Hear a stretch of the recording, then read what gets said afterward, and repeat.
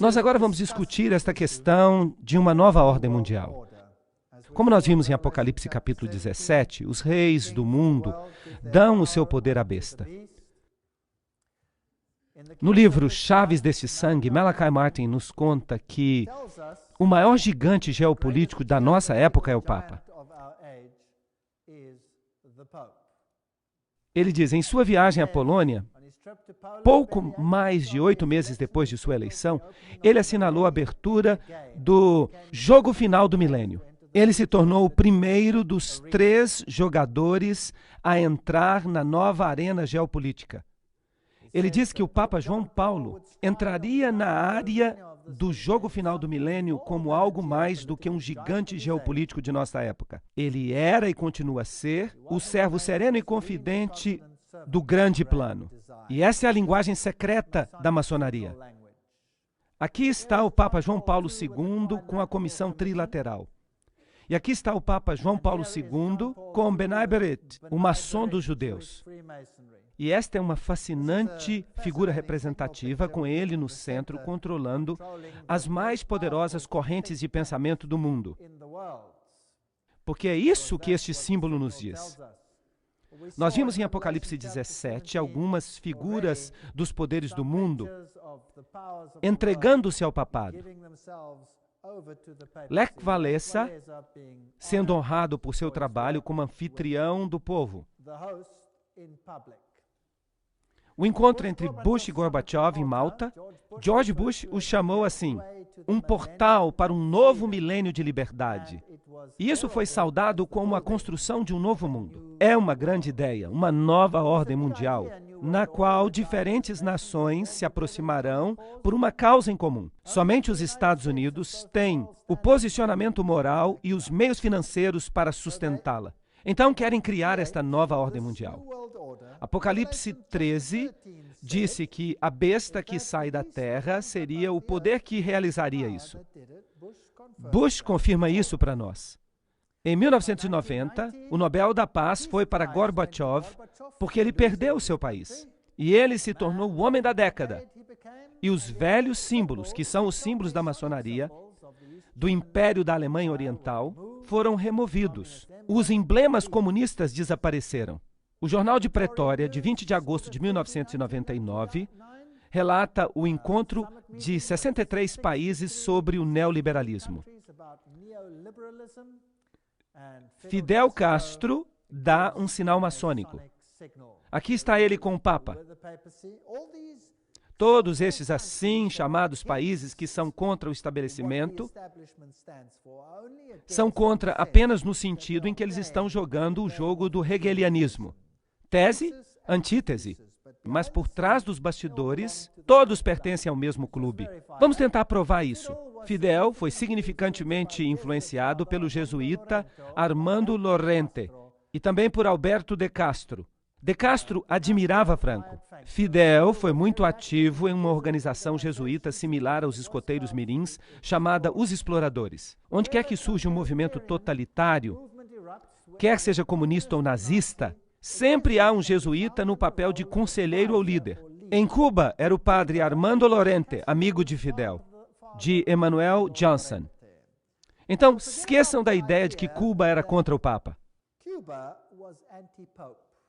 Um jesuíta estava por trás dos bastidores. Estavam jogando o jogo da tese e antítese. Quando os tiranos caem na Romênia ou no Panamá ou nesses países, esses tiranos eram colocados no lugar para criar um sistema de temor e caos. E então eles são removidos e o povo fica feliz em entregar as suas liberdades civis. Nós já vimos este vídeo aqui, em que o Papa recebe honra de Bill Clinton por seu papel em terminar o Império Comunista. 2.400 fiéis estavam aqui para recepcioná-lo. Ele está acenando à multidão.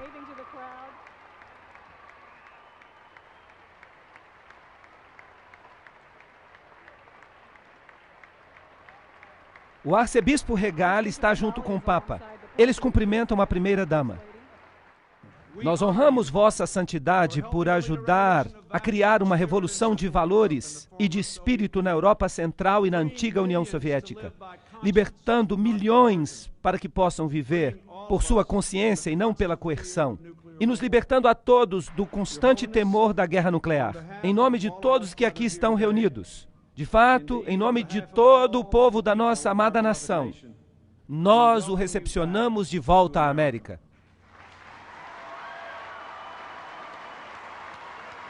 Senhores e senhoras, Sua Santidade o Papa João Paulo II e o vice-presidente dos Estados Unidos e o arcebispo.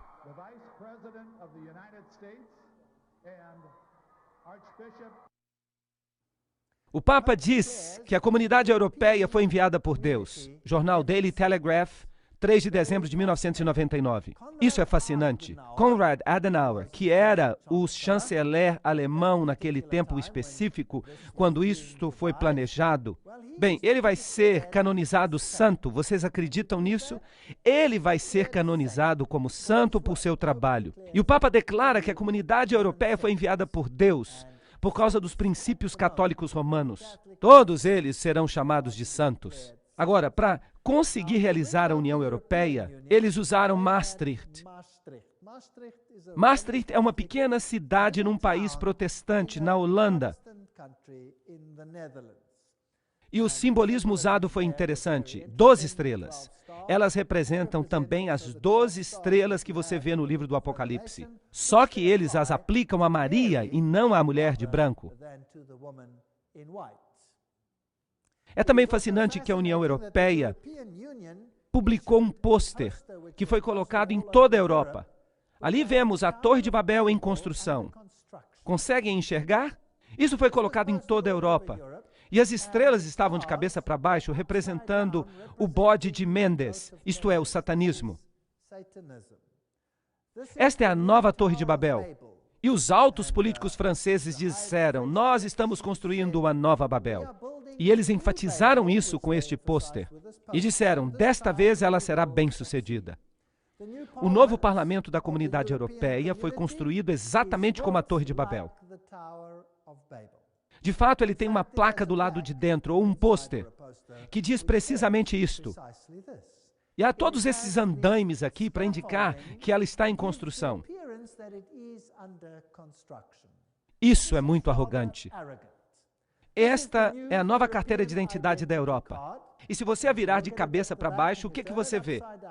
Você vê o bode de Mendes. Eles modificaram um pouco os chifres para dar um outro simbolismo.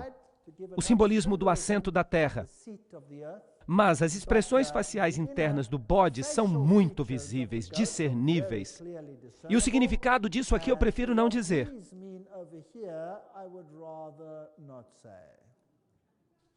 Se nós olhamos os altos políticos da Europa, aqueles que desempenharam um papel em tudo isso, eles são todos maçons. Aqui está um aperto de mão maçônico entre Schroeder e Kohl. Isso significa que os novos maçons estão assumindo quando os velhos maçons se aposentam. Assim como nós vimos que Kerry pertence ao Caveira e Ossos, e o atual presidente é um membro da Caveira e Ossos, não importa quem vai vencer. Sempre será um maçom substituindo outro. Todos eles mostrarão que eles fazem parte do mesmo sistema.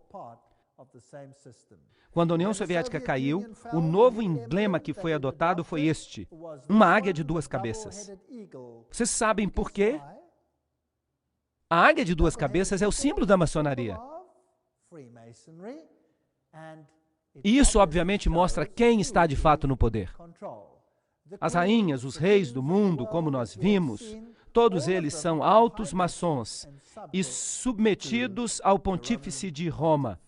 E quanto ao Islã, nós fizemos uma palestra para mostrar a intriga da religião islâmica e da religião católica que ocorre por trás dos bastidores. Tudo controlado pelas sociedades secretas. Tudo tem apenas um objetivo e um objetivo apenas: a sujeição a Roma. Então, o que dizer dessa guerra com o Islã? Quem são estas pessoas que controlam os cordões das marionetes no mundo? E por que as pessoas estão sendo esfregadas entre eles? Quando nós falamos sobre as estrelas de rock, quando falamos de pessoas como Bono, quando falamos de líderes políticos do mundo, todos parecem estar prestando reverência ao César papal. Do Oriente ao Ocidente, o mundo islâmico está sendo atualmente estabelecido como antítese no mundo religioso, colocado contra a cultura judia e cristã. Mas disso sairá uma síntese na qual todos se unirão. Aqui está um website. Bem, de fato o website está aqui embaixo. E esse aqui descreve com precisão quem é quem no zoológico. Adam Weishaupt, John Jacob Astor, Albert Pike, Andrew Carnegie, Irene Dupont, W. Averell Harriman, Bertrand Russell, Ted Kennedy. Esses são os Illuminati de ontem e hoje. George Bush, é claro, membro da Caveira e Ossos. Esta é uma suborganização do capítulo 322 de uma organização alemã, portanto, Illuminati. McGeorge Bundy, Otto Habsburg, Walter Freeman, Lee Teng-hui, Hillary Clinton, Alan Greenspan, David Rockefeller, Edmund Rothschild, Peter Wallenberg. Esses são os banqueiros deste sistema. Os negociadores, Lord Peter Carrington, Jimmy Carter, Henry Kissinger, Lord David Owen, Richard Holbrooke. Esses são todos maçons de grau 33. Cavaleiros de Malta, Bilderbergers, o Comitê dos 300. Todos eles pertencem ao mesmo clube. E se nós olhamos Franklin Roosevelt, Cecil Rhodes, Frederick Engels, todos estes, Leon Trotsky, Joseph Stalin, Karl Marx, J. Edgar Hoover, todas essas afiliações pertencentes à loja do Grande Oriente. Lenin pertencia à loja do Grande Oriente. Harry Truman era maçom de grau 33. Willy Brandt também. Winston Churchill também. Nós já vimos muitos destes antes. Helmut Kohl pertencia ao Comitê dos 300. François Mitterrand, Yitzhak Rabin, Yasser Arafat. Esses são detalhes fascinantes. Shimon Peres, Ronald Reagan, George Bush, Gerald Ford. Eu já mostrei para vocês a assinatura de Ford e vocês viram que ele é um maçom de grau 33. Aí está, eu fotografei isso na loja. E a família Carter, Schroeder, Netanyahu, Gorbachev. Ali está Saddam Hussein, listado como um maçom de grau 33. Agora, isso é estranho, você não acha? King Hussein, Al Gore, Tony Blair, todos eles. Olhem para Saddam Hussein aqui. Aqui está uma foto de Saddam Hussein. E esta foi a foto que foi transmitida pela televisão durante a guerra. Agora, naquela época eles diziam que eles não tinham certeza se isso tinha sido gravado antes. Isso quer dizer que essa fita pode ter sido gravada antes da guerra? Porque se eles eram iniciados, eles saberiam muito bem quem é quem e o que vai acontecer. Agora, há um rumor muito interessante sobre este homem. Deem uma olhada no seu rosto. Prestem atenção que ele não tem barba. A CIA e o Serviço Secreto disseram uma vez que poderia ser um dublê. Poderia ser um dublê, mas ainda assim foi isso que foi mostrado. Ele sempre teve essa aparência. Ele nunca teve uma barba. Era assim que ele se parecia. Na operação de libertação do Iraque, o dublê de Saddam teve problemas. O líder da oposição diz que Hussein morreu de câncer em 99. Isso foi publicado em 26 de março de 2003. Moslem al-Assadi, um médico que vivia em exílio no Irã, disse que ele crê que o verdadeiro Saddam morreu em 99 de câncer. O verdadeiro Saddam morreu porque ele tinha câncer nos nódulos linfáticos. E desde a sua morte em 1999, eles só estão mostrando seus dublês. Ele disse isso a um jornal italiano, Corriere della Sera. Essa é uma história fascinante. Se Saddam Hussein estava realmente morto e as outras eram histórias que foram gravadas antes, então quem está governando em seu lugar? Seus filhos, sua esposa, seus outros filhos, estavam todos lá. E é fascinante para mim que no momento que a guerra começou, a Inglaterra e os Estados Unidos foram lá, e a esposa e os filhos de Saddam Hussein, exceto os 2 filhos que estavam no governo, foram retirados e levados para o exílio. Onde? Na Grã-Bretanha. Então, o país que está atacando tira a família, toda a família de Saddam, e lhes dá um exílio político na Grã-Bretanha. Isso é muito estranho. Agora, se ele estava morto e eles estavam usando dublês, e se eles estavam realmente governando através dos filhos, e eles mostraram esses corpos aqui de indivíduos que receberam balas e que ninguém sabe quem são, quem é que pode dizer se isso aqui é verdadeiro ou não? Apesar da referência a Qasar, a inteligência britânica pensou que a transmissão pode ter sido gravada antes. Isto é fato. Nós todos sabemos que ele passou muitas horas recentemente gravando várias mensagens. Nós temos que fazer um pouco mais de análise do que de fato ele estava dizendo para ver se ou não aquele era de fato Saddam Hussein. O ministro da Defesa britânica, Geoff, contou aos repórteres que o porta-voz da Casa Branca, Ari Fleischer, tinha expressado a mesma suspeita. Eu acho que há algumas dúvidas se de fato esta fita é velha ou se ela é nova e baseada em eventos recentes. Publicado em março de 2004. Então, esses dois serviços secretos questionam esses fatos. Eles dizem que finalmente encontraram o esconderijo de Saddam Hussein, um lugar muito desprezível. E então, eles prendem o homem e mostram em cadeia nacional de televisão. Depois disso, ninguém ouve muita coisa. E ele tem essa barba maravilhosa, uma barba magnificente. Agora, se a anterior foi gravada durante a guerra, então eles devem ter o tônico capilar mais eficiente que a humanidade concebeu. Ele poderia se tornar um multizilionário se ele patenteasse esse tônico capilar capaz de fazer uma barba crescer assim. Eles usavam pelo menos 3 dublês. Ninguém sabe quem era esse homem. E dizer que fizeram testes sanguíneos, quem é que pode dizer que confia nos laboratórios que fizeram isso? E ainda assim ele aparece na lista como um maçom de grau 33. Há muitas dúvidas com respeito a este homem e não há evidência, exceto por sua família, de que ele não esteja bem tranquilo em algum exílio. A realeza também é maçom. O príncipe Bernard da Holanda pertence ao Comitê dos 300. E aqui a princesa Beatriz e o príncipe Bertil, a rainha, é claro, o príncipe Philip, todos eles são maçons. Joseph Mengele, Walt Disney, todos esses indivíduos. Aqui está o Duque de Kent, dando o aperto de mão maçônico debaixo do escudo maçônico. Atualmente, ele é um grão-mestre. Então, ele é o maçom mais elevado do momento. Porque o rei não pode ser. Um príncipe, tampouco pode ser um grão-mestre. E ele, atualmente, é o grão-mestre. Então, aqui está o maior adorador de Lúcifer no país no momento. Os líderes políticos também são maçons. Bill Clinton, todos esses, nós já falamos deles. Nós não temos que falar disso de novo. Jesse Helm, Goldwater, Al Gore, todos eles. E eu estou colocando as páginas da internet. E há muitos livros que provam isso.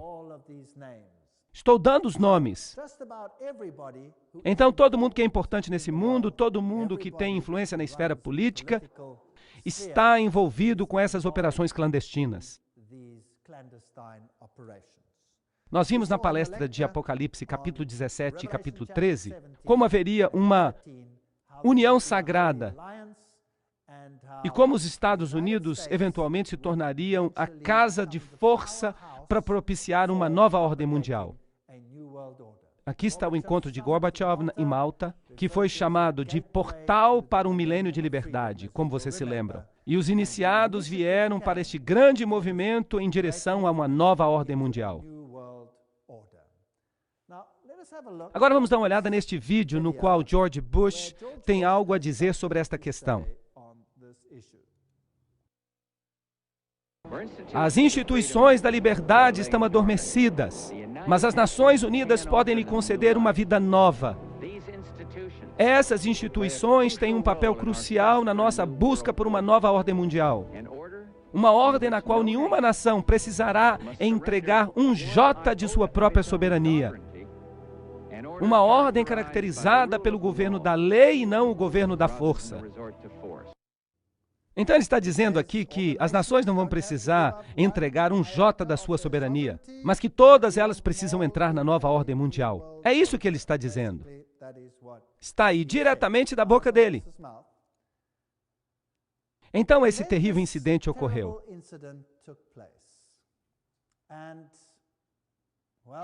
E houve muitas mortes. Um incidente muito estranho. Mas antes de falar sobre isso, vamos historiar um pouco. Os Estados Unidos estavam com um problema, porque eles queriam introduzir leis antiterroristas. Mas não havia nenhum terrorismo de verdade nos Estados Unidos. Então, de repente, um edifício em Oklahoma, em 19 de abril de 1995, foi destruído por explosões. E eles descobriram um homem, Timothy McVeigh, que trabalhava sozinho, dizem eles. Ele derrubou esse edifício ao estacionar uma van cheia de explosivos do lado de fora. E ele destruiu o edifício completamente. Esse é o relatório oficial. Lá dentro havia mulheres e jovens e crianças. Se alguma coisa pode ganhar a simpatia do povo, bem, são estas pessoas. Vamos dar uma olhada no que aconteceu aqui. Embora as autoridades oficiais informem que uma segunda bomba foi encontrada dentro do edifício federal na cidade de Oklahoma, foi uma explosão às 9 horas da manhã que causou este estrago que você está vendo aqui. A primeira bomba que estava no edifício federal explodiu, e vocês veem o dano que ela causou aqui. A segunda bomba foi encontrada e desarmada. E a terceira bomba foi encontrada e eles estão desarmando a bomba neste exato momento enquanto nós falamos. E eu entendo que tanto a segunda quanto a terceira bombas, se vocês conseguem imaginar isso, era maior do que a primeira bomba. Então vocês ouviram em cadeia nacional que havia uma segunda bomba. E a primeira bomba causou o dano que vocês veem aqui. Eles encontraram um terceiro dispositivo explosivo dentro do edifício. Mas o que diz o relatório oficial? Que havia uma van do lado de fora com explosivos. Bem, eu não estava lá. Então eu não vou me colocar como juiz do que de fato aconteceu. Não, eu estou meramente dizendo o que o repórter disse, o que o noticiário disse. E por isso nós fazemos perguntas, mas cabe a vocês a decisão. Timothy McVeigh aparentemente trabalhava sozinho. Assim como no caso Kennedy, ele explodiu todo lugar. Mas testemunhas oculares dizem que viram 2 indivíduos e que viram este caminhão no dia anterior e que eles tinham um número. Mas quando esse edifício explodiu, não havia nenhuma cratera no lugar onde este caminhão deveria ter explodido. Agora, se um caminhão explode do lado de fora do edifício, é necessário que haja uma cratera e o edifício deve implodir. Mas o edifício não implodiu, ele explodiu. Isso tem que ter sido feito por um dispositivo colocado do lado de dentro. Agora, para encerrar o caso e para dizer que foi um caminhão, as pessoas disseram, bem, certamente se foi um caminhão, então deve haver algumas partes do caminhão que sobraram. O que eu quero dizer é que uma explosão não destrói todas as peças de um caminhão. Elas podem estar bastante danificadas, mas deve ter sobrado alguma peça do motor ou algo parecido. Mas não havia nada. E, eventualmente, a pressão se tornou tão forte que um agente da CIA, que estava correndo a 4 quarteirões de distância, tropeçou num pedaço do eixo do caminhão e o encontrou. Mas o problema é, como dizer que essa parte do eixo fazia parte do caminhão? E agora eles descobriram um número de registro. E, por sorte, o número estava no eixo traseiro. Agora, em nenhuma parte do mundo inteiro, os números de registro dos automóveis ficam no eixo traseiro. Então, esta é uma questão estranha. Mas, no entanto, ele foi identificado como o único culpado. Mas há tantas suspeitas em relação a esta explosão que eles eventualmente fizeram um contrato e eles destruíram todo o edifício antes da possibilidade de examinar o que de fato havia acontecido naquele evento particular. Então aconteceu outro evento, as Torres Gêmeas. Mas o que aconteceu depois do primeiro evento? Depois da bomba em Oklahoma, os Estados Unidos conseguiram aprovar legislação antiterrorista em 5 dias. E aquela legislação antiterrorista deu poderes ao presidente dos Estados Unidos para suspender a Constituição. mas não concedeu a ele poderes para poder entrar em qualquer país do mundo que ele quisesse. Para isso, ele precisava de uma legislação sobre guerra. Alguma coisa parecida com Pearl Harbor. Era necessário um incidente. Bem, esse incidente ocorreu quando as Torres Gêmeas foram destruídas. E o presidente Bush falou às Nações Unidas em novembro de 2001. Nós precisamos falar a verdade sobre o terrorismo. Nós não vamos tolerar histórias fantásticas de conspiração com respeito aos ataques de 11 de setembro. Mentiras maliciosas que tentam tirar a culpa dos terroristas, tirar a culpa dos culpados. Não é interessante que George Bush está dizendo aqui, nós não vamos tolerar fantásticas teorias de conspiração que tiram a culpa dos terroristas? Por quê? Porque muitas pessoas já não estavam acreditando que o relato daqueles incidentes era preciso. Vamos examinar a primeira colisão. Foi aqui que o primeiro avião se chocou. Tim, sua vida vai mudar, mas mais importante, a vida do seu filho vai mudar. Para sempre. A América nunca mais será a mesma depois de 11 de setembro. Nós estávamos nos preparando para esse tipo de evento já fazia uma década. Nós temos orientações presidenciais de um projeto chamado Defesa da Pátria.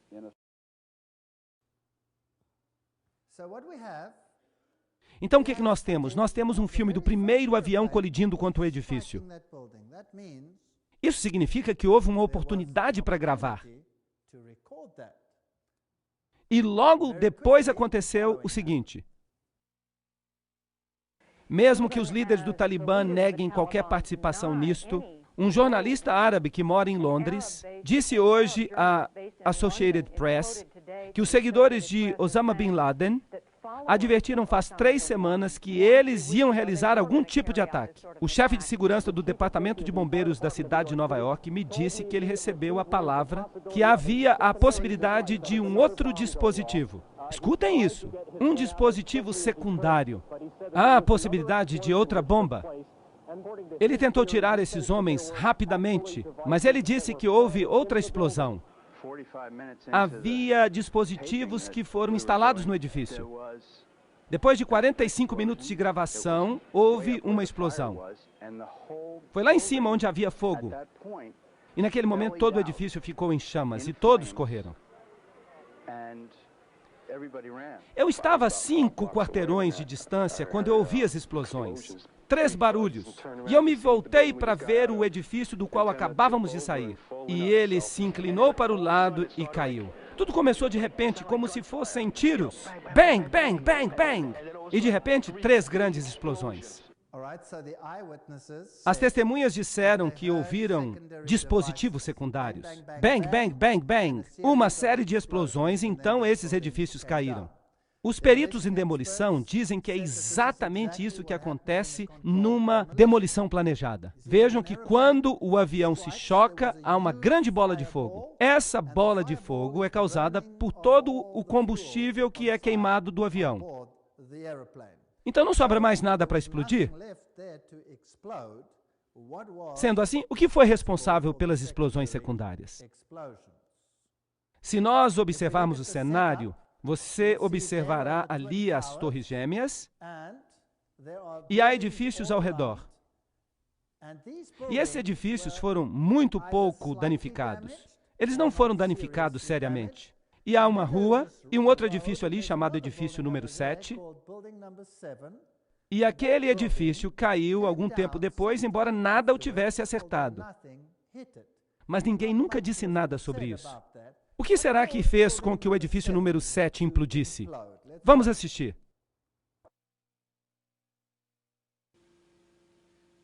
O primeiro avião colidiu e um terceiro edifício no World Trade Center entra em colapso.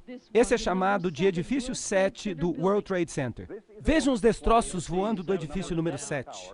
Aí está o número 7 caindo. Você vai ver que a explosão está vindo em direção à câmera. Essa é a torre número 7 do World Trade Center. Normalmente a CIA estaria ali, Mas é claro, eles naturalmente abandonaram o edifício quando ocorreu aquela catástrofe. Então, quem é que deveria estar ali no edifício? A CIA deveria estar naquele edifício. Mas eles tinham evacuado o edifício. E 8 horas depois, o edifício cai numa implosão que parece planejada. Agora, nada atingiu aquele edifício. E há algumas questões muito estranhas que nós precisamos considerar. Depois disso, até os canadenses se pronunciaram. E foi passado na noite passada um decreto importante nas Nações Unidas que pode trazer uma nova ordem ao mundo, que seria melhor para todos nós. Tudo isso aconteceu em um dia apenas. Mas a noite desceu sobre um mundo diferente. Um mundo no qual a própria liberdade está sob ataque. Vejam que a resposta canadense foi que o incidente poderia causar uma nova ordem no mundo e que isso foi decidido nas Nações Unidas após uma reunião. Gary Hart, o que você tem a dizer sobre isso? Há uma chance que o presidente dos Estados Unidos use esse desastre para realizar o que o seu pai, uma frase que o pai usou apenas uma única vez e que nunca mais foi usada, uma nova ordem mundial. Muito bem, isso é suficiente. Nós vimos os edifícios caírem, nós ouvimos que enquanto isso tudo estava acontecendo, o governo americano já tinha decidido quem eram os culpados. Um punhado de terroristas, eles mencionaram seus nomes, cerca de 25 ao total, e que toda a trama tinha sido resolvida antes do final dos eventos daquele dia. Que maravilhoso trabalho de detetive enquanto o evento ainda estava acontecendo. Agora eu quero repetir, eu não estava lá. Mas eu quero lhes dizer o que transpirou, o que as pessoas disseram sobre essas questões no mundo, o que foi publicado e o que de fato não pode ser disputado. E então, eu não vou fazer nenhum julgamento, porque eu não estava lá. Vocês façam julgamento com base nos fatos. Esta é a história. Eles disseram que os terroristas tinham origem árabe. E eles mencionam os nomes dos passageiros daqueles aviões da United Airlines. E que a mente brilhante por trás de tudo era um homem cujo nome era Atta.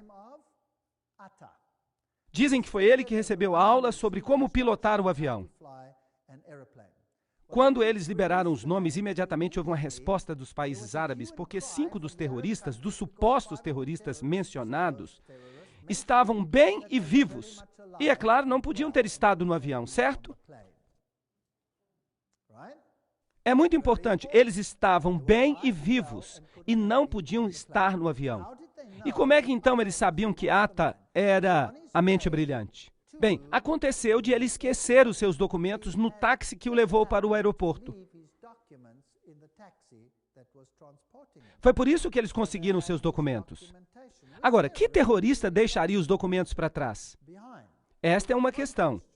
O próximo ponto, que é muito interessante, é que eles dizem que tem evidência de que ele era um homem porque ele escreveu um bilhete suicida. Isso é fato. E isso é o fato publicado. O que eu estou dizendo agora, e eu não estou inventando isso, há provas dessas coisas. Tudo isso é fato. Você decide o resto por si mesmo. Agora, ele escreveu um bilhete suicida. E esse bilhete suicida foi encontrado dentro de sua valise. E ele entregou a sua valise, como normalmente nós fazemos quando vamos para um avião. Agora, que pessoa escreveria um bilhete suicida que vai ser destruído num acidente de avião? Será que isso faz algum sentido? Então, o fato é que eles têm um bilhete suicida. Mas a pergunta é, se ele entregou a valise quando ele entrou no avião, como é que eles têm esse bilhete suicida? Por acaso, esta foi uma das valizes que eles esqueceram de colocar no avião. E foi assim que eles conseguiram o bilhete. Como é que eles poderiam saber que havia terroristas árabes lá? Porque havia um passaporte. Nada mais sobreviveu ao acidente do avião. Mas um passaporte caiu e ficou um pouco queimado, mas dando ainda a possibilidade de identificar um dos terroristas. Agora, estes aviões, eles atingiram as Torres Gêmeas com absoluta precisão. As suas caixas pretas foram totalmente destruídas. Elas são feitas de titânio e elas são planejadas para sobreviver a qualquer acidente. Nenhuma caixa preta foi encontrada. Elas foram totalmente destruídas. Então nós temos uma situação muito estranha. O que atingiu o edifício número 7? Nada o atingiu. Mas ele caiu do mesmo jeito que os outros. E há evidência de que havia dispositivos secundários nos edifícios, como vocês mesmos ouviram os comentaristas dizerem. E a infraestrutura dos aviões? Bem, havia algumas peças que foram encontradas. Então, é claro, houve uma situação de fato em que esses aviões atingiram aquele edifício particular. Porque você tem um monte de peças, de componentes de avião que sobreviveram. Com aquelas explosões tremendas, havia peças de avião por toda parte. Toda vez que um avião tem um acidente, há enormes peças de fuselagem que restam.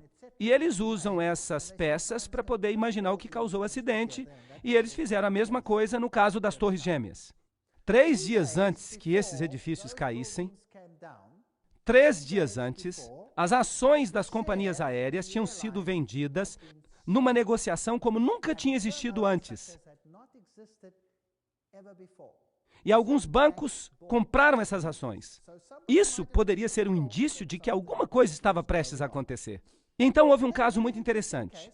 Havia um homem num país, no Canadá, que estava na prisão. Eles o prenderam por causa de uma situação de jogo ilícito. E eles o prenderam e ele disse, me deixem sair. Eu estou clandestinamente trabalhando para a CIA. Eu sou um agente. Eu estava investigando lavagem de dinheiro. Mas eles não deixaram sair. Então ele deu os nomes dos seus contatos da CIA. Mas a CIA provavelmente ficou embaraçada pela situação e negou que ele trabalhasse para ela.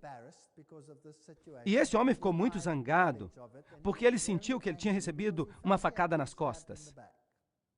Isso acontece muito nesse tipo de negócio. E então ele escreveu uma carta antes do ataque de 11 de setembro, e ele fez um esboço de alguns eventos que aconteceriam. E ele mencionou que aviões iam tentar colidir contra as Torres Gêmeas e o Pentágono. Mas ninguém acreditou nisso. Mas quando aconteceu, eles se lembraram.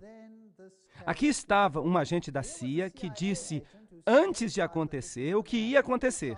Isso pode ser um acaso, isso pode não ser um acaso. Vocês decidem. E este tal de Atta, que eles pensam que planejou tudo, tendo apenas feito um estágio em pilotagem, ele fez tudo com absoluta precisão, o que é uma história interessante. Recebendo fundos de $100 mil do Serviço Secreto Paquistão em sua conta bancária, e vocês sabem que esse serviço secreto é muito amigo dos Estados Unidos. E nós temos essa transferência de dinheiro. Mas a conspiração não termina aí. No artigo Das Bositz im Pentagon, Os Males que se Sentam no Pentágono, foi escrito por um homem, pelo cientista político Thierry Meyssan, da França. E ele tem algo muito interessante a dizer. Quem foi? O que aconteceu aqui? Como é possível ter todos os nomes dessas pessoas e não ter a evidência de que elas estavam a bordo? Eis a história. Eu vou contá-la para vocês com os passageiros, máquinas que voaram até as Torres Gêmeas. E então há esse outro caso fascinante do avião que ia na direção do Pentágono. E aqui estão as fotos que foram publicadas. As datas estavam estranhamente erradas. Elas dizem 12 de setembro. Mas aparentemente elas dizem isso porque elas foram liberadas no dia seguinte. Aqui você vê fumaça, não há detritos, nada. Aqui tem um pedaço faltando, não tem foto. Ali você tem o impacto de uma chama. Você tem uma bola de fogo ali. É isso. Se você olha então para a grama, isso foi tudo que foi achado. Não se achou nenhum pedaço do avião da United Airlines. Nenhuma peça. Nada. Nada. Aqui está o buraco que foi visto depois do evento. Mas a maior parte desse buraco foi feita depois do evento. Então a pergunta é, por que não há peças de avião? E de novo, todas as caixas pretas desapareceram. Nenhuma caixa preta sobreviveu. E esse buraco é pequeno demais para um acidente do tamanho que eles dizem. Porque em nenhuma parte do mundo, nos acidentes de avião mais conhecidos, em nenhum caso houve um acidente em que nem um pedaço do avião tenha restado. E o que é mais interessante nesta situação? Uma declaração do arcebispo Quigley, de 1903, na Tribuna de Chicago. Olhem para isso. Quando os Estados Unidos governarem o mundo, a Igreja Católica governará o mundo. Mas voltemos a 11 de setembro. Para você governar o mundo, você precisa ter acesso ao mundo inteiro, quando quer que você queira e como quer que você queira. Agora, este avião que atingiu o Pentágono e aquele outro que caiu por acaso, vocês sabiam disso? O outro caiu e aparentemente havia terroristas a bordo que foram vencidos por leais cidadãos. A parte interessante é que o avião atingiu o solo e nunca atingiu nenhum edifício. Ele caiu. E quando ele caiu, houve um buraco no chão. E o prefeito e as primeiras pessoas daquela área que correram para o lugar, e ali havia um buraco no chão, mas não havia detritos da aeronave. Nada, nem uma pecinha, nada. O avião inteiro desapareceu num buraco que não era muito grande. E não foi achado nenhum detrito e nenhuma caixa preta, nada.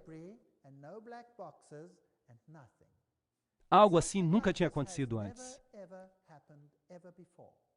Mas o que é mais sinistro é o seguinte: porque as pessoas que tinham morrido no avião, os seus descendentes, os seus herdeiros, não podem reclamar os corpos se não há corpos. Mas na investigação, eles identificaram cada pessoa com o seu grupo sanguíneo e com as partes do corpo que foram entregues para a família. Não havia peças de avião, não havia nada daquela natureza, não havia avião. E, no entanto, eles foram capazes de identificar todos os corpos. Será que isso faz algum sentido? Não faz nenhum sentido. E, aparentemente, houve ligações telefônicas entre a aeronave e o Pentágono. Essa informação foi divulgada. A informação era de que houve um grupo terrorista, terroristas árabes, e eles estavam atacando este lugar, e a ligação telefônica foi feita com um celular. Mas, é claro, vocês sabem que se você faz uma ligação de um celular, então você recebe a conta pela ligação do celular.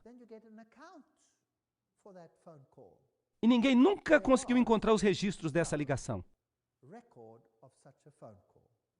Então, o Pentágono deu um passo para trás e disse: bem, de fato nós não recebemos a ligação do celular. Nós recebemos a ligação de um telefone a bordo do avião. E, de novo, eles fizeram uma investigação. Se você faz uma ligação de dentro do avião, então você tem que passar o seu cartão de crédito e há um registro de uma transação de cartão de crédito daquela ligação. Mas não foi encontrado nenhum registro. Então, o Pentágono deu um passo para trás e disse: sim, é verdade, mas foi feita uma ligação a chamar. É por isso que não há nenhuma informação no cartão de crédito, porque o indivíduo não usou o cartão de crédito. Mas a verdade é que ninguém consegue fazer uma ligação a cobrar de um avião. E aí a história acabou. Então aqui estão 4 aeronaves. Nenhuma peça foi encontrada, exceto aquelas das Torres Gêmeas. Há buracos no chão, mas não tem nenhuma aeronave lá. Todas as partes dos corpos, com análise de DNA, Isso é interessante, muito interessante. Eles tinham planejado antes, na Baía dos Porcos, uma operação assim, aparentemente. Essa é a história. Eles estavam ensaiando uma forma de enganar as pessoas com uma operação de avião, em que um avião decolaria, pousaria, as pessoas sairiam, e então outro avião controlado por rádio decolaria e criaria a situação que eles quisessem sem qualquer pessoa a bordo. Isso já tinha sido feito antes nos Estados Unidos. Então pergunte-se a si mesmo, como é possível que todas as evidências circunstanciais apontem para o fato de que não havia ninguém naqueles aviões? Ninguém. E aí as pessoas ficaram com medo do antrax e, eventualmente, quando um alto político sugeriu que o antrax estava vindo de um laboratório dentro dos Estados Unidos, de repente houve silêncio absoluto. Então não vamos continuar falando de 11 de setembro e dizer foi este ou aquele partido. A verdade é que a situação foi uma situação muito estranha. E se você observa os figurões nos Estados Unidos, quer seja Madeleine Albright ou qualquer outro, eles usam símbolos secretos que demonstram sua ligação com Lúcifer. O presidente Clinton aqui está recebendo o Papa publicamente. E ele diz que não é católico romano? Isso é impossível. Hillary Clinton está usando o símbolo da Fênix, que é um símbolo maçom. Tony Blair usa símbolos maçônicos. Os presidentes, os primeiros ministros do mundo, quer seja Margaret Thatcher ou Carter, quem quer que seja, todos eles parecem pertencer a organizações secretas. Quer sejam líderes religiosos ou líderes políticos, quer estejam na Europa, ou nos Estados Unidos, ou no Oriente, todos parecem estar envolvidos. Então, antes de continuarmos, vamos primeiramente contemplar o que aconteceu na situação da África. Mas nós vamos fazer isso em outra sessão.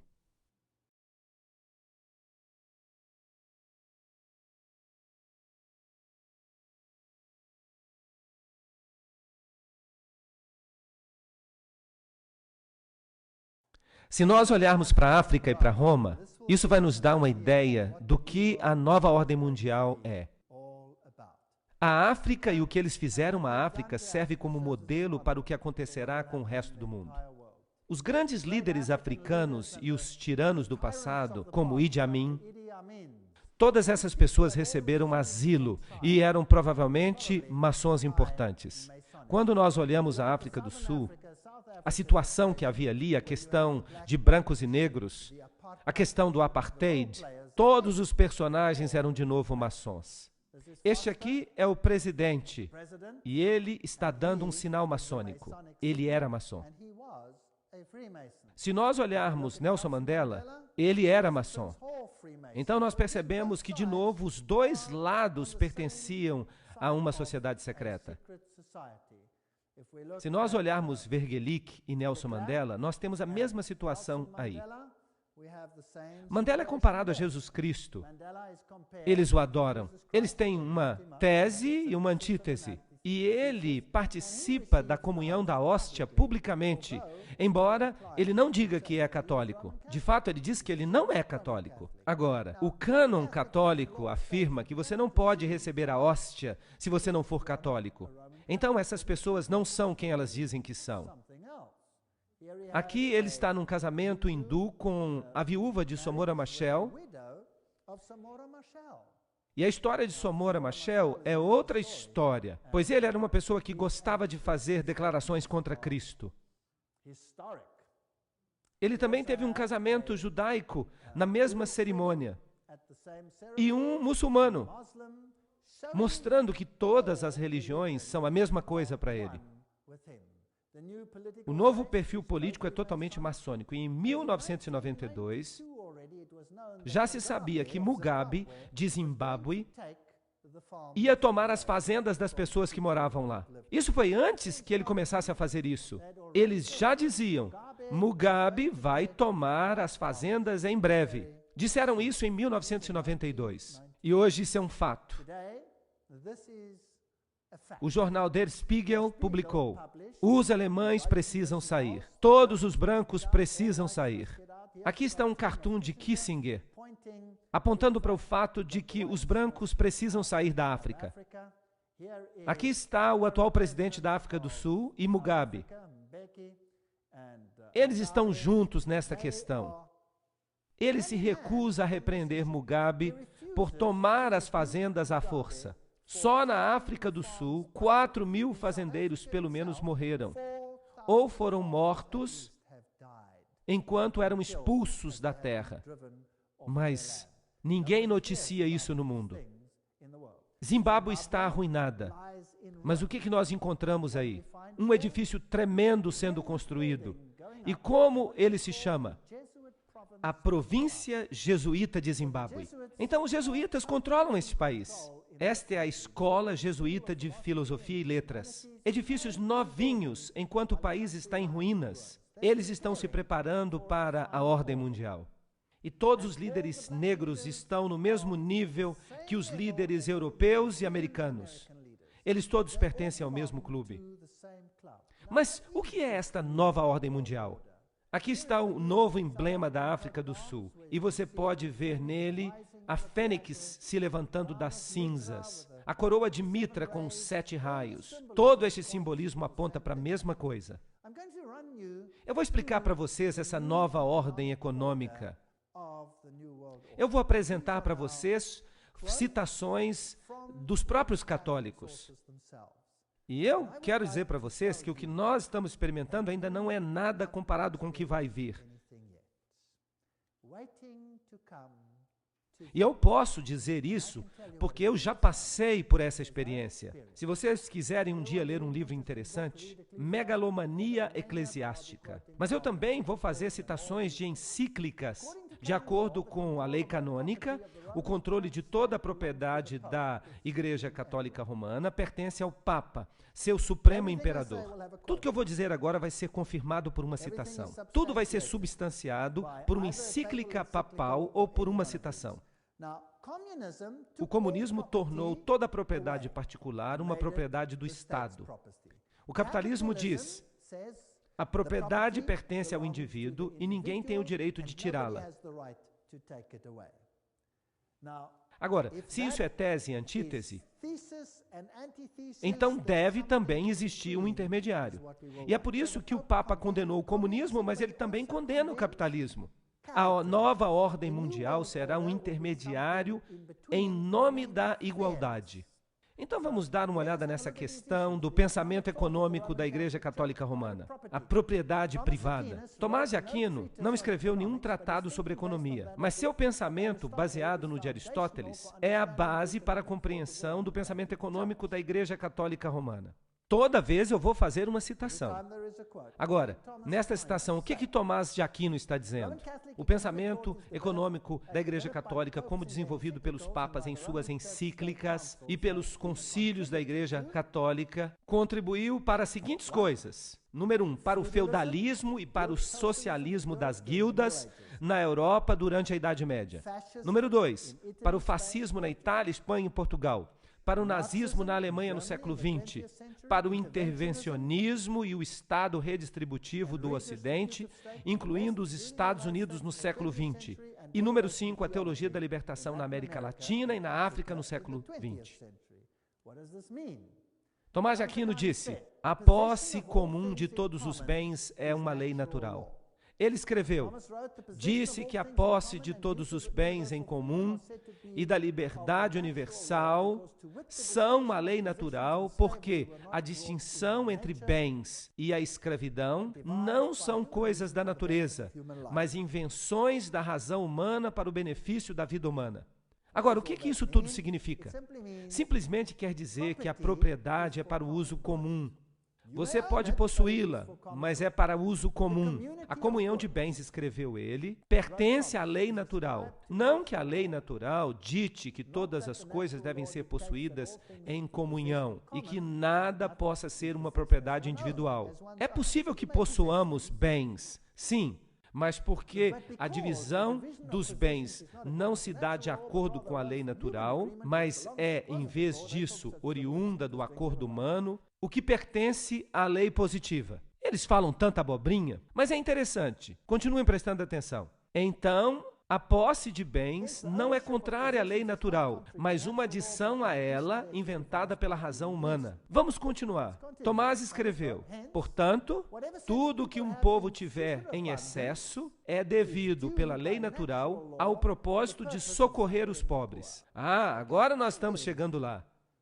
Você pode ter bens, qualquer coisa que você queira, mas se você tiver mais bens do que você precisa, esses bens devem pertencer ao uso comum daqueles que não têm nada. Será que isso faz sentido? Agora, se você cria duas classes de indivíduos, os ricos e os pobres, e se há uma situação em que as duas classes, os ricos e os pobres, você pode viajar o mundo inteiro e você vai ver que há nações ricas e nações pobres. E você vai descobrir que todas as nações ricas são protestantes. Já notaram isso?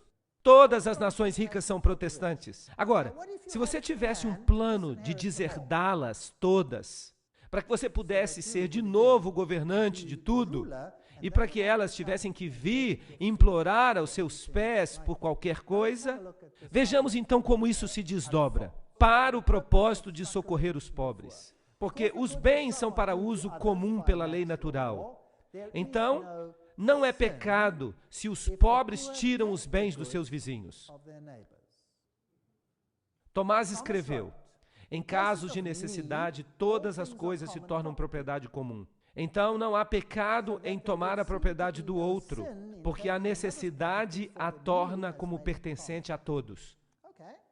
Claro que há um aspecto da partilha. Se eu vejo que o meu próximo está em dificuldade, como bom cristão, eu devo ajudá-lo, certo? Sim, mas agora nós estamos falando de uma lei. Então, se o meu vizinho tem uma necessidade, e quem determina a necessidade? Ele mesmo determina a necessidade. Eu tenho necessidade, eu tenho necessidade. Eu tenho necessidade de uma televisão, e eu não tenho televisão. E você tem dinheiro, e você pode comprar outra televisão se você quiser. Ele pode roubar a televisão sem ser um pecador, certo?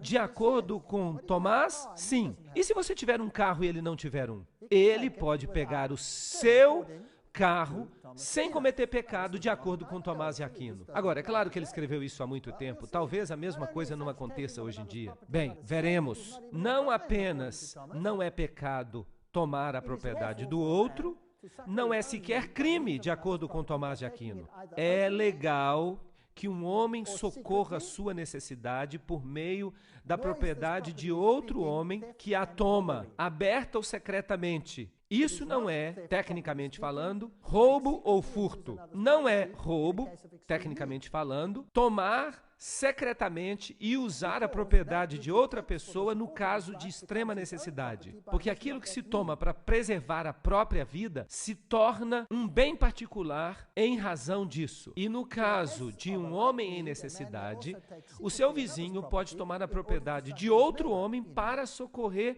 a quem está em necessidade. Artigo 7º. Isso está ficando interessante? Agora, vocês sabiam que se eu deixar a minha propriedade desocupada na África do Sul e alguém se mudar, eu não posso expulsá-lo? Ele entrou porque tinha necessidade. Essa é a lei. E vocês acham que isto é apenas uma lei da África do Sul? Não, esta é uma lei britânica também. Esta é uma lei que está presente em virtualmente todos os países agora. Agora, ela ainda não está sendo implementada porque a situação ainda não exige que ela seja implementada em todos os lugares. Mas uma vez que as fronteiras forem abertas e milhões de pessoas pobres começarem a entrar, bem, então haverá grande necessidade. Então, o que é que está acontecendo com a necessidade do outro lado do oceano? Bem, na África do Sul, uma pessoa sai para o feriado e volta e a casa está ocupada. E não podem expulsar esses invasores. Mas porque a propriedade está no nome da pessoa, a pessoa ainda tem que continuar a pagar as contas, mas a necessidade fez com que aquele bem se tornasse um bem comum. E por isso, as pessoas se mudaram para lá. Será que essa é toda a situação? Bem, é ainda pior.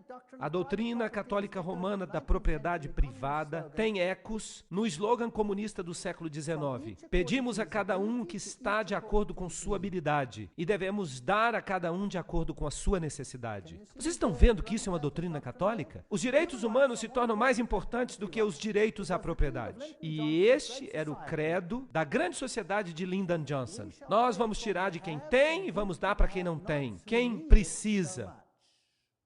Foi Lyndon Johnson que disse isso. E onde é que ele morava?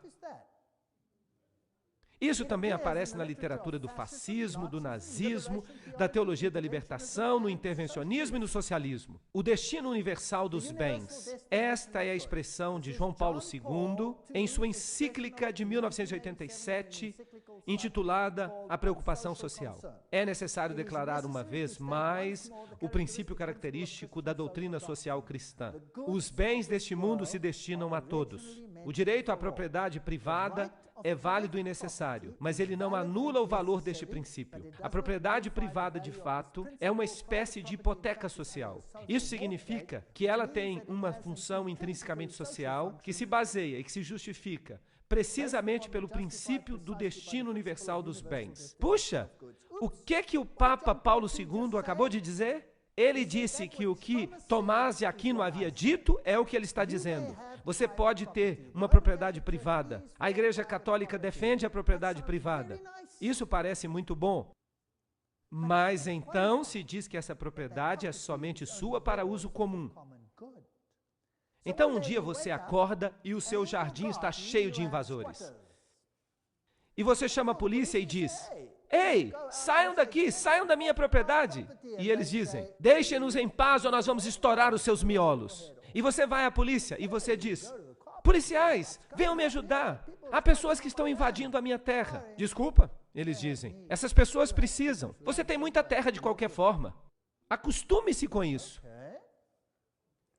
O Papa Paulo VI deixou esse ponto claro em sua encíclica de 1967 sobre o progresso dos povos. Todo homem tem o direito de encontrar neste mundo as coisas de que precisa. E isso é interessante. O recente Concílio Vaticano II nos lembrou disso. Deus pretendia que a terra e que tudo que ela contém fosse de uso para todo ser humano, para todos os povos. Assim, todos os homens deveriam seguir a justiça e se unir em caridade.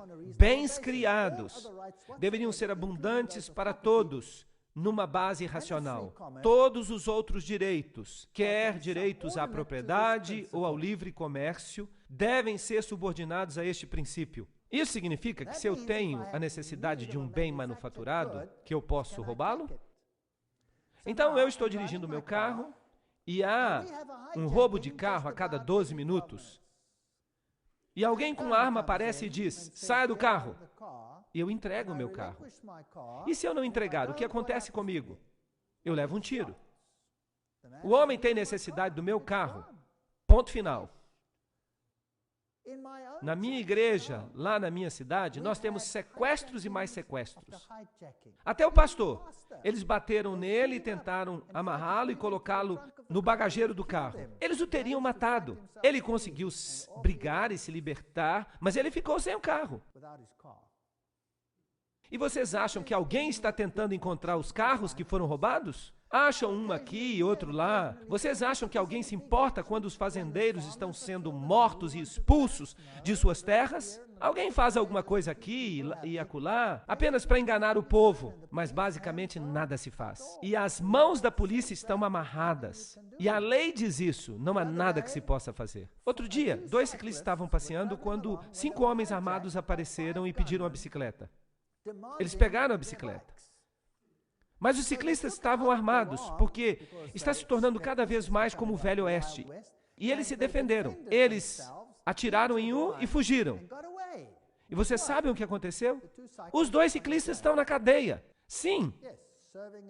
Eles foram condenados porque feriram uma pessoa desnecessariamente.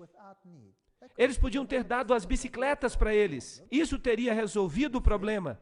Vocês percebem que a lei está de cabeça para baixo? Na bula Alegria e Esperança, a Constituição do Vaticano II, que João Paulo II citou, explica isso em detalhes. Se alguém está em extrema necessidade, ele tem o direito de buscar o que ele precisa das riquezas dos outros. Agora, quem define a necessidade? Já que há tantas pessoas prostradas com fome no mundo, este sagrado concílio incentiva a todos, tanto indivíduos quanto governos, a se lembrarem do aforisma dos pais: alimentai o homem que morre de fome, porque se vós não o alimentais, vós o matais. Então, porque a propriedade particular é imoral, todos os homens, indivíduos e governos, têm a obrigação moral de redistribuir os bens que são possuídos de forma injusta pelos proprietários. Você já ouviu falar de reforma agrária, redistribuição de bens? Você já ouviu falar disso muitas vezes ultimamente? Sim, vai haver uma redistribuição. Todos os bens, isso inclui não apenas os bens disponíveis na natureza, mas os bens manufaturados também. João Paulo II declarou que todos os homens devem ter acesso a esses bens que Deus queria que fossem de uso comum, tanto os bens naturais quanto os bens manufaturados. Não existe essa coisa de dívida, só no papel. A supremacia é do Estado. E a minha vida pode bem acabar em miséria.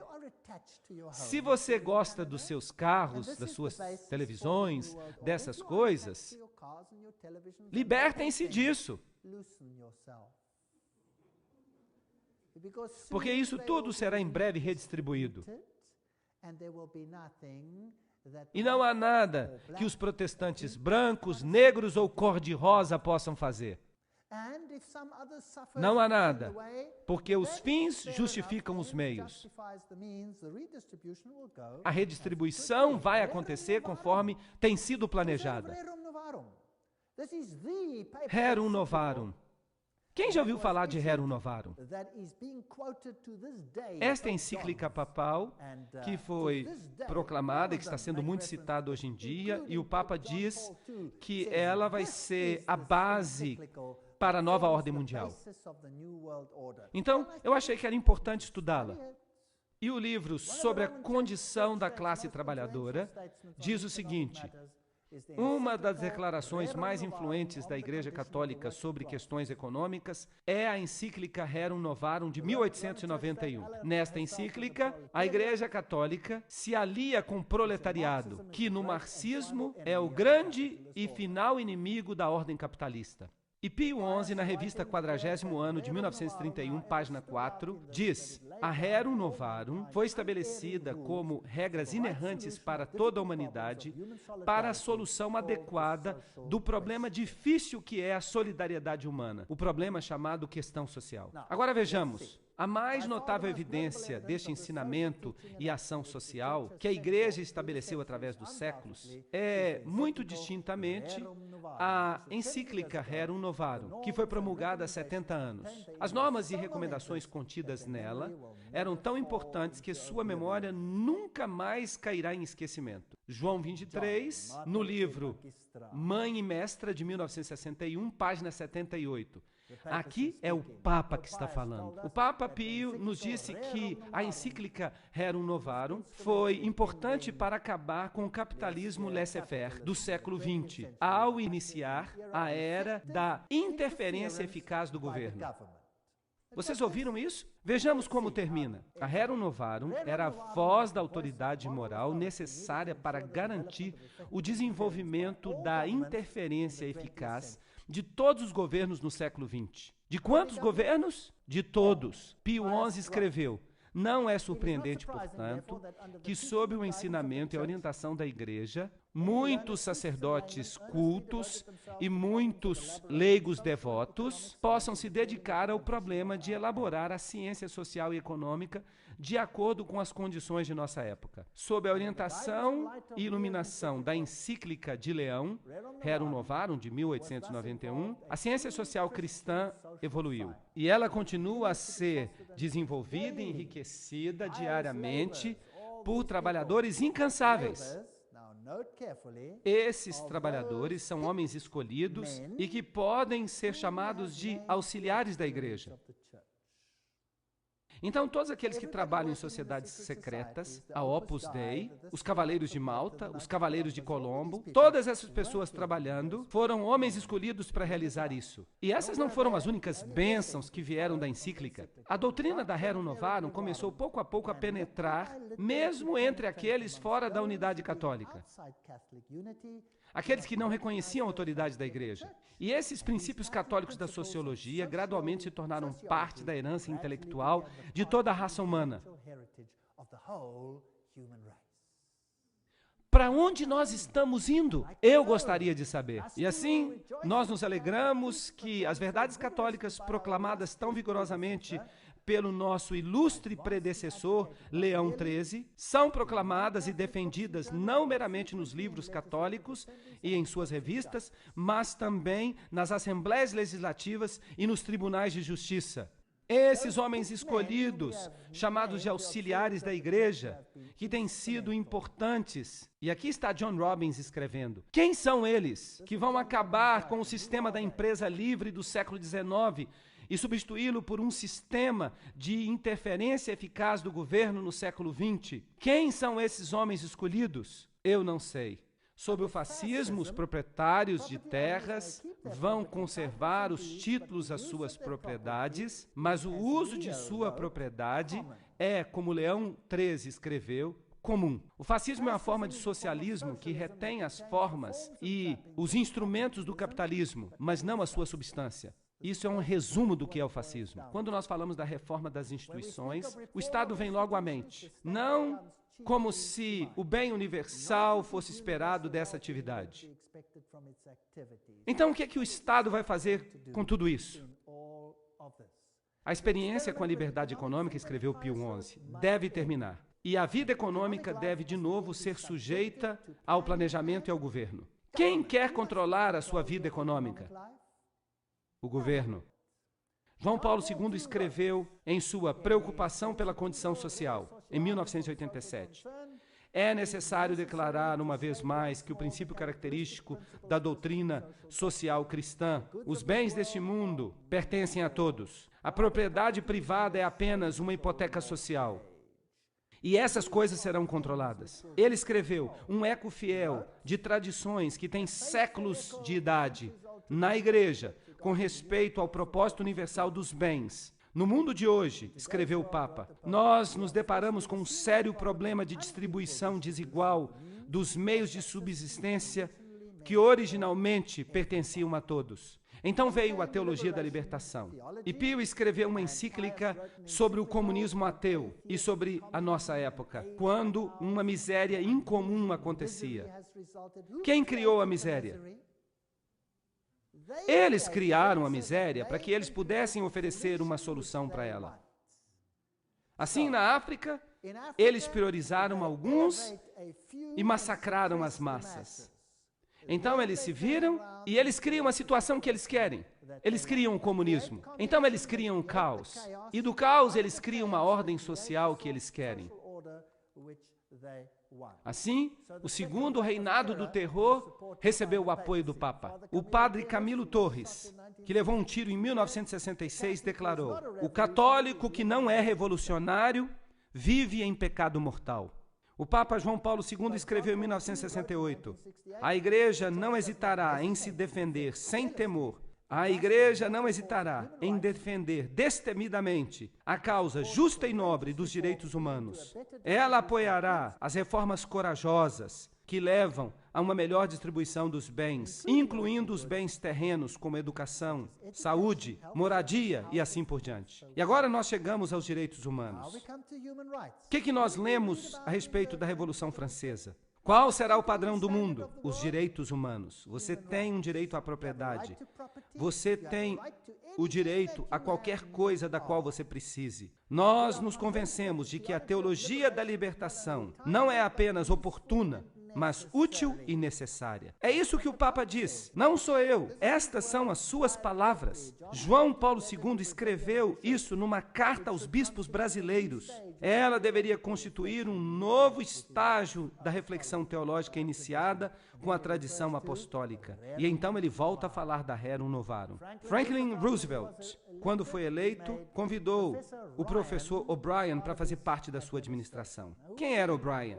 O'Brien escreveu em 1931: os trabalhadores têm o direito que a indústria lhes ofereça os seus meios de sobrevivência, porque de tempos em tempos eles trabalham até a exaustão da morte. E quando a indústria se recusa a fazer isso diretamente, então é a obrigação do governo exigir que ela o faça. Viram como a declaração começa? Então vamos falar desses direitos humanos. Primeiro, você tem direito a fundar sindicatos para as classes operárias. Você tem o direito à cultura. Número 3, você tem o direito a emigrar. Você tem o direito a imigrar. Você tem o direito à alimentação, vestimenta, a cuidados médicos, a um salário justo, à vida, a um ambiente seguro, à segurança pessoal dos trabalhadores, à vida familiar, à propriedade privada, do jeito que eles entendem, é claro, ao uso comum de todos os bens, ao trabalho, a uma pensão, seguro, a uma aposentadoria na velhice, o direito à associação, número 19, o direito à segurança, número 20, o direito à integridade física, aos serviços sociais necessários, o direito à greve, número 23, o direito a escolher a sua filosofia de vida, o direito de constituir família, o direito à educação, 26 ao emprego, 27 à boa reputação, número 28 ao respeito, número 29 à informação apropriada, número... Puxa, isso dá trabalho. Como é que se controla isso tudo? Como é que se controla isso? Se você vai controlar cada aspecto disso, você precisa controlar cada aspecto da vida de uma pessoa. No futuro, você não será capaz de sequer ir ao banheiro sem pedir a permissão do Vaticano. Eles vão controlar cada aspecto de sua vida. Eles vão controlar tudo. E o governo vai se tornar ultra forte. E onde é que o dinheiro para fazer tudo isso vai vir? Vai vir de você. Agora, quando o dinheiro sai de você, o que acontece com a sua riqueza? Ela diminui e diminui e diminui.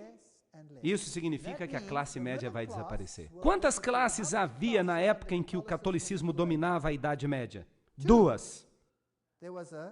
A classe feudal, os goim, e a classe alta, que controlava tudo. Agora, se nós tirarmos os empregos, e no meu país o desemprego está em cerca de 50%, na Alemanha é cerca de 1,5%, e depois começou a subir para 2, 3, 5, 10, 20%.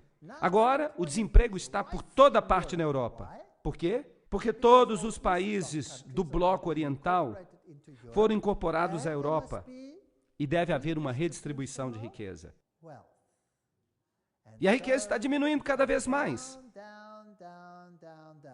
As pesquisas recentes não mais indagam onde você vive. Elas perguntam: quantos cômodos a sua casa tem? Quantas pessoas vivem lá? Quantos isso e quantos aquilo? E onde é que se fazia isso antes? No comunismo. E o que acontecia se sua casa era maior do que a sua necessidade? Quem tinha necessidade pegava a sua casa. Mas quem tinha que pagar por ela? Você, porque ela era sua. Está pior agora até do que no comunismo, não está? Eles vêm para o nosso país e agora você tem que se registrar em cada localidade individual, e você não pode votar fora da sua zona eleitoral. Você tem o seu nome inscrito numa zona específica, e então eles vêm até a minha casa e eles dizem que eles querem saber qual é a minha religião. E eu digo: eu sou cristão. E eles perguntam: de que denominação? E eu digo: não é da sua conta. Quantos cômodos você tem? E eu respondo: suficiente. E eles dizem: nós queremos saber exatamente quantos cômodos você tem. E eu digo: eu tenho o suficiente. Nós queremos saber exatamente. Isso não diz respeito a você. Por que você precisa saber exatamente? Eu posso construir um novo cômodo na próxima semana? Eu posso colocar uma parede bem aqui? Eu posso transformar 1 em 2, certo? Então não é da sua conta. Mas você fica encrencado quando você responde assim. Você não deve fazer isso. Portanto, todo homem precisa ter aquilo que é necessário para que ele tenha uma vida verdadeiramente humana. Vocês sabiam que agora ter uma vida verdadeira humana é a mesma coisa para os católicos que salvação? Eu vou falar mais sobre isso no futuro, numa palestra futura. Vocês vão ver que eles dizem que ser salvo significa viver uma vida verdadeiramente humana. Isso significa que o reino de Deus para o catolicismo é o reino do catolicismo governando o mundo nesta terra e dando a todos a capacidade de viver uma vida verdadeiramente humana. Isso significa o suficiente para cuidar das suas necessidades básicas e nada mais. Vocês gostam da nova ordem mundial? Vocês gostam dela? Vocês sabiam que a Bíblia o chama de homem do pecado? Agora, há uma outra palavra para redistribuição de riqueza, e eu já a mencionei para vocês. Sabem qual é ela? Isso se chama roubo. É mesmo. A Bíblia diz, não furtarás. Isso significa que você não deve tirar de um e dar isso para outro. Isso é chamado de roubo. Isso é quebrar os mandamentos de Deus. Não estou correto? E nós vamos ver que esse sistema de direitos humanos, ele quebranta cada um dos mandamentos de Deus. Quando Deus distribuiu a terra a Israel, como fez a distribuição? Como uma herança eterna. A terra pertencia a eles. Acabe queria a vinha de Nabote. E Nabote disse para ele, eu não pecarei contra o meu Senhor, porque esta terra me foi dada como herança eterna e aos meus filhos. Deus dá a cada um o que lhe pertence. Mas eles pegam isso e o distribuem de acordo com sua necessidade. Mas você paga a conta. As circunstâncias complexas do nosso dia tornam necessário para que a autoridade pública intervenha com mais frequência nas questões sociais, econômicas e culturais. Concílio Vaticano II, é isso que ele diz. Então eles vão interferir em cada aspecto da sua vida. Aqui está uma manchete. Gorbachev elogia o Papa e diz, o Papa está certo em exigir uma nova ordem mundial. Em 1991, o jornal Crônica de São Francisco disse, o Papa pede uma nova ordem mundial. Albert Einstein disse, o desejo que a humanidade tem pela paz pode ser realizado somente com a criação de um governo mundial. De todo o coração, eu creio que o presente sistema do mundo, de nações soberanas, somente pode levar ao barbarismo, à guerra e à desumanidade. E somente a lei pode garantir o progresso para uma humanidade civilizada e pacífica. É interessante o que Albert Einstein diz. O que ele está dizendo? Não há salvação para a civilização ou para a raça humana, a não ser na criação de um governo mundial. Foi Albert Einstein que disse isso. E vejam o que um antigo secretário-geral das Nações Unidas disse.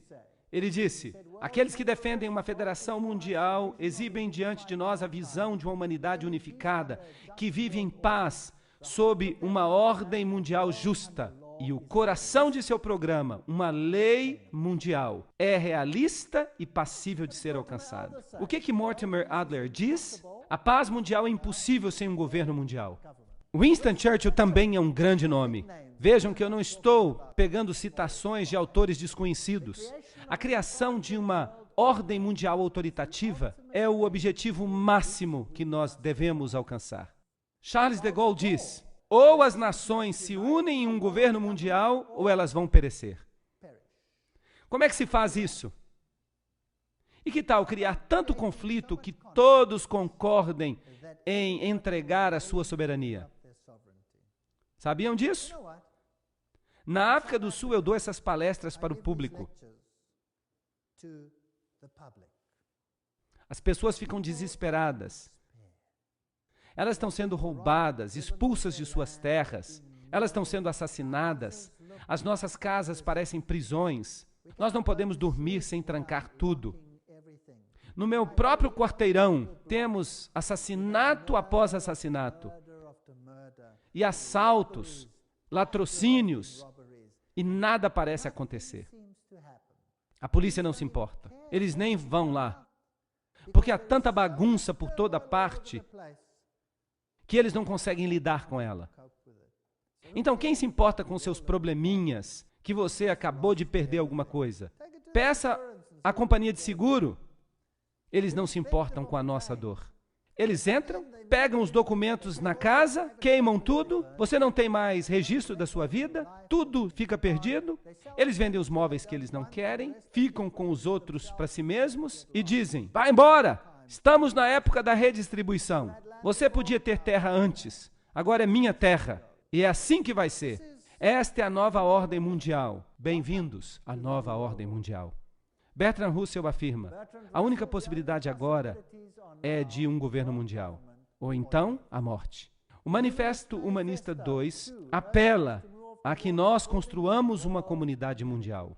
Robert Miller, antigo assistente do secretário-geral das Nações Unidas, disse: devemos agir tão rapidamente quanto possível em direção a um governo mundial, uma religião mundial e um líder mundial. E eu fico imaginando quem vai ser esse líder. Eu estou citando gente importante que eu estou colocando na tela. Não se trata de especuladores. Às vezes me chamam de especulador, mas vejam que os verdadeiros especuladores são essa gente. E este homem aqui? Nós vimos como paz e unidade foram alcançadas. Foi uma grande sensação. Foi uma sensação de ânimo, de paz, de unidade, de amor, de paz e amor e unidade. Unidade, unidade, sim. Líder do coro. Todas as nações virão e adorarão diante de ti, Senhor, e adorarão a ti, Senhor.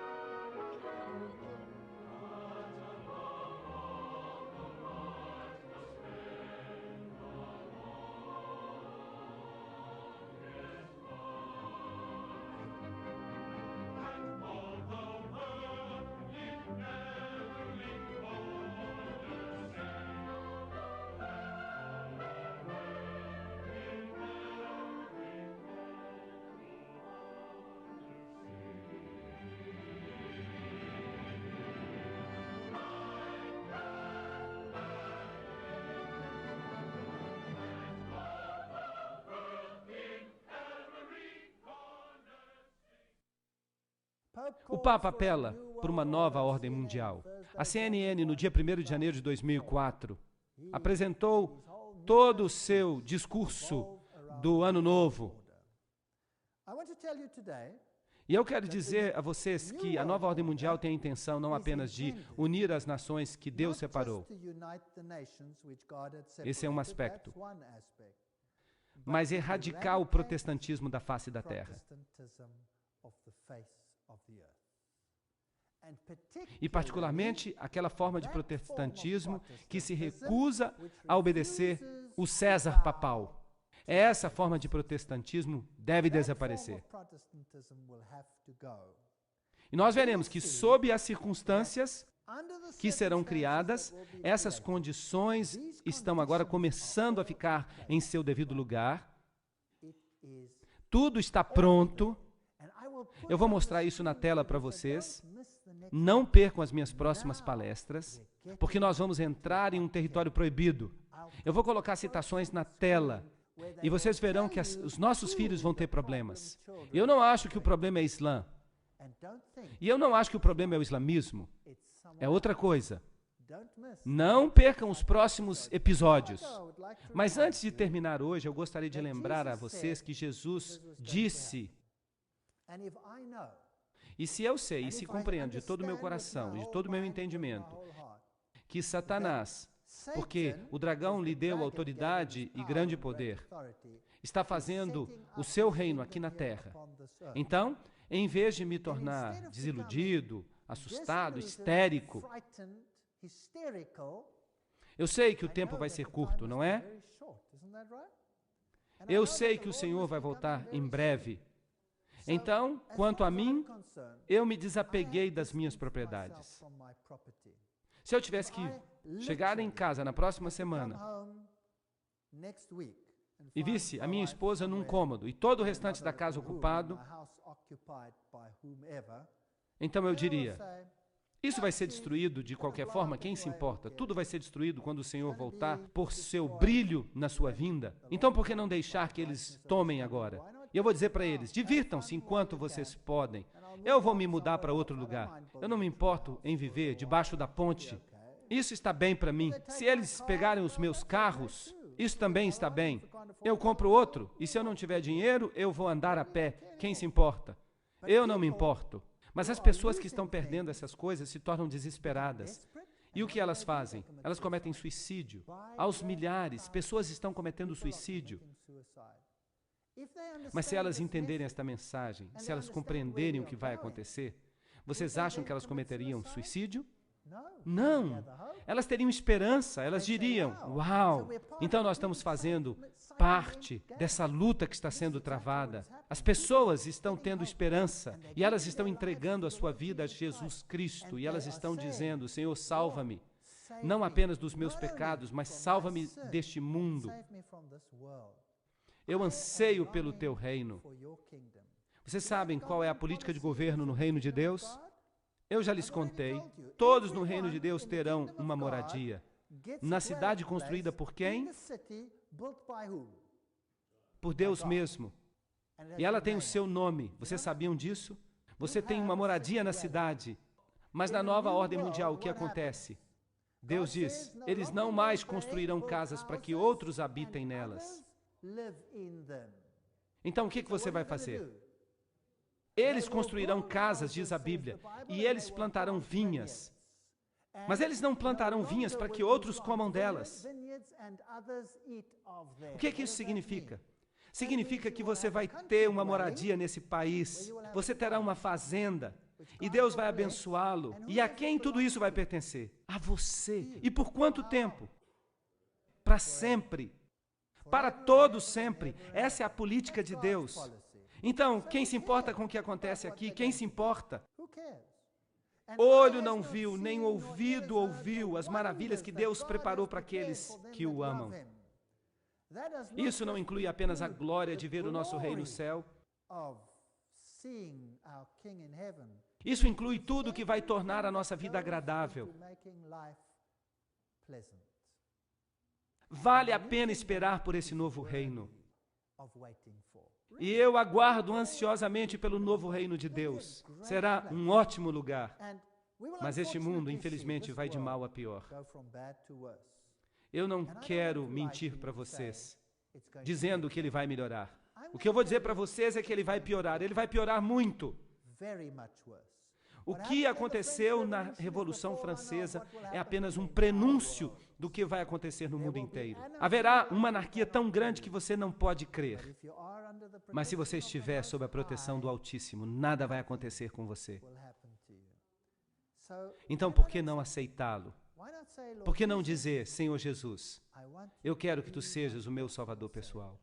Por que não dizer, Senhor, purifica a minha vida, vamos andar juntos, porque o Teu governo é o único que vale a pena. Imagine olhar o rosto de Deus e dizer, este é o meu Deus a quem eu aguardava.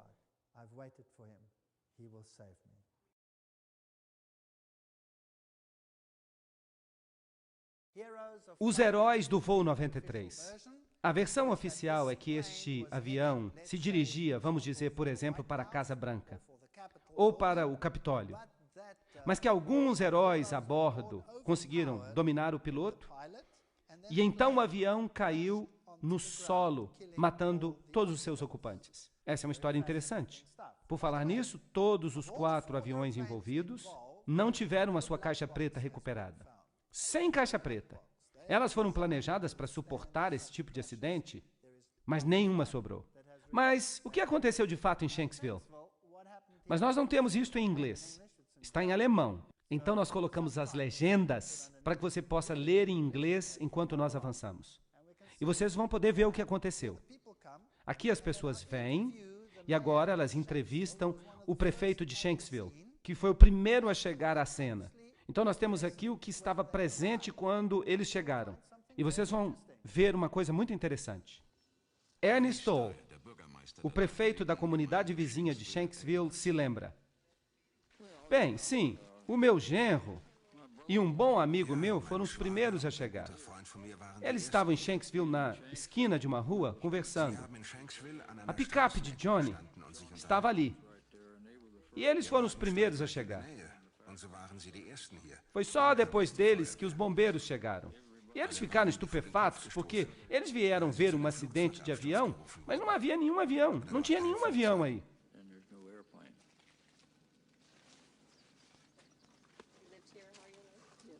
Kein Flugzeug.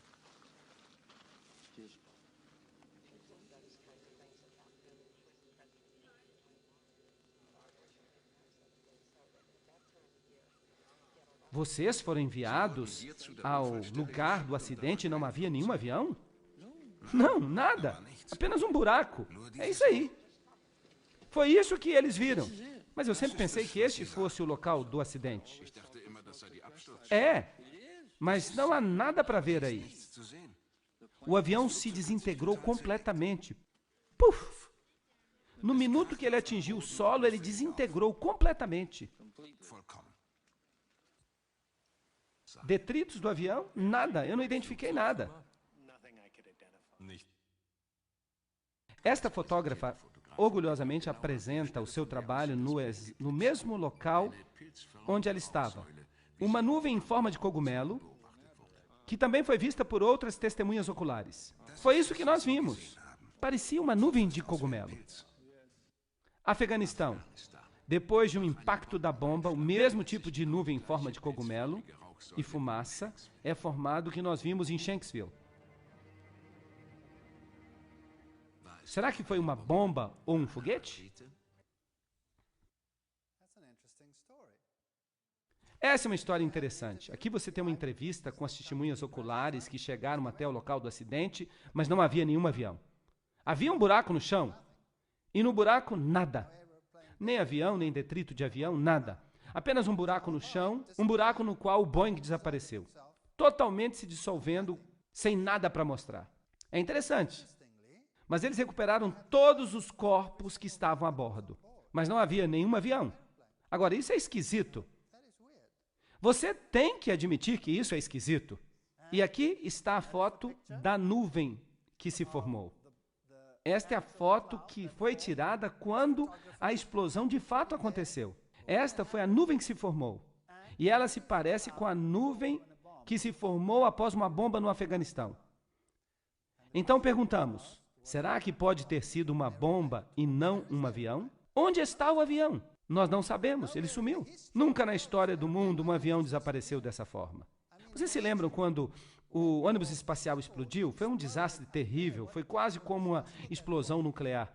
No entanto, eles reconstruíram praticamente todo o ônibus espacial a partir dos detritos que eles recuperaram. Não é verdade? E aqui nada, nada. Não há avião. Desapareceu. Nada. Isso é muito estranho. Agora vamos dar uma olhada no que aconteceu no Pentágono. Entre as notícias que circulam está a notícia de que houve uma explosão no Pentágono. De acordo com isso, um avião voava em direção ao Pentágono. Vamos dar uma olhada no que foi mostrado na televisão em todo o país. Sem o impacto do avião, a façada entrou em colapso depois. Foi uma consequência imediata do impacto. O avião voou diretamente na parte renovada do Pentágono.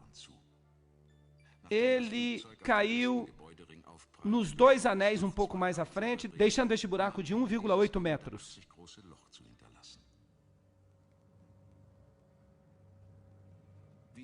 Assim como no caso de Shanksville, o avião foi também completamente pulverizado no ar.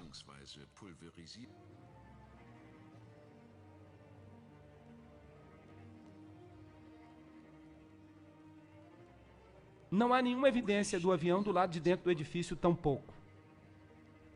Somente detalhes inconsequentes. Um relógio, um telefone queimado.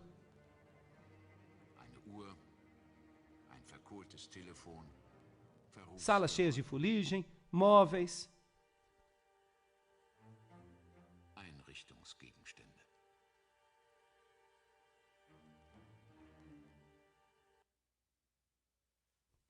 Bem, aí está. Esse é o segundo. Aqui vem um avião, cai no Pentágono, atravessa um buraco, deixa um buraco de 1,8 metros de largura, um avião inteiro que deixa um buraco de 1,8 metros de largura, e o resto só entra em colapso mais tarde. Dentro do edifício não há detritos do avião, ele se dissolve completamente, desaparece, mas aqui estão relógios, telefones, móveis, que parecem ter sobrevivido. Nada mais. Não tem nenhum pedaço do motor. Nada sobreviveu. Não há nada do avião. Mas e as torres gêmeas? Todo mundo viu que os aviões se chocaram contra elas. O que nós encontramos ali? Eis a situação. A situação é completamente diferente nas torres gêmeas. A despeito da destruição muito mais massiva, a gente chega a tropeçar nos detritos dos aviões. Aqui não tinha problema. Houve uma grande explosão. Se algo deveria ter partido esses aviões em pedacinhos, deveria ter sido esta explosão. Mas havia muitos detritos de aviões. Mas no Pentágono, nada. Em Shanksville, nada. Sem avião. Dissolveu completamente. A gente não deve estranhar que este francês aqui, chamado Thierry Meyssan, diz: será que a maldade vive no Pentágono? Este é o homem que concebeu parte desta teoria, perguntando: quem era? O que aconteceu aqui? Será que foi totalmente diferente do que as pessoas disseram? Estas são as cenas que foram divulgadas. Interessante que a data diz 12 de setembro. Eles dizem que é porque elas foram divulgadas no dia seguinte. Aqui está uma vista do avião quando ele ia se chocar. E então, de repente, um quadro escuro. Nada. Então temos uma chama.